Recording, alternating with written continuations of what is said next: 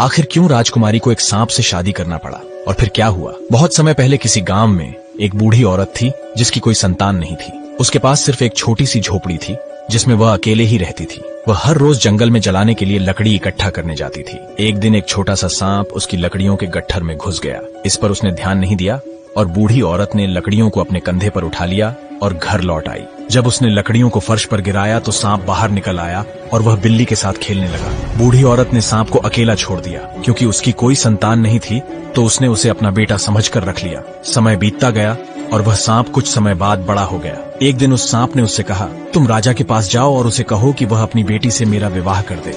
उस बूढ़ी औरत ने कहा, ठीक है मेरे बेटे, लेकिन तुम कैसे उम्मीद कर सकते हो कि राजा तुम्हें अपनी इकलौती बेटी देगा? तुम तो एक सांप हो। सांप ने कहा, इससे कोई फर्क नहीं पड़ता माँ, वैसे भी जाओ और हम देखेंगे कि राजा क्या कहता है। बूढ़ी औरत ने सांप के कहे अनुसार ही किया और राजा से मिलने चली गई। जब बूढ़ी औरत महल के द्वार के पास पहुंची, पहरेदार ने उससे पूछा कि उसे क्या चाहिए और राजा से उसका क्या काम है। उन्होंने उसे अंदर नहीं जाने दिया। फिर भी बूढ़ी औरत ने राजा से अकेले मिलने पर जोर दिया। आखिरकार पहरेदार ने उसे जाने की अनुमति दे दी। वह राजा के पास गई और उससे कहा, मैं इस बात से बहुत शर्मिंदा हूँ, लेकिन मैंने आपसे पूछने का वादा किया था, इसलिए मैं पूछूंगी। मेरा बेटा एक सांप है और वह आपकी बेटी से शादी करना चाहता है। जब राजा ने यह सुना तो वह क्रोधित हो गया और उसने बूढ़ी औरत को सीढ़ियों से नीचे धकेल दिया, जिससे उसके पैर में चोट लग गई। वह लड़खड़ाती हुई घर लौटी और सांप को कोसने लगी, क्योंकि अब वह अपंग हो गई।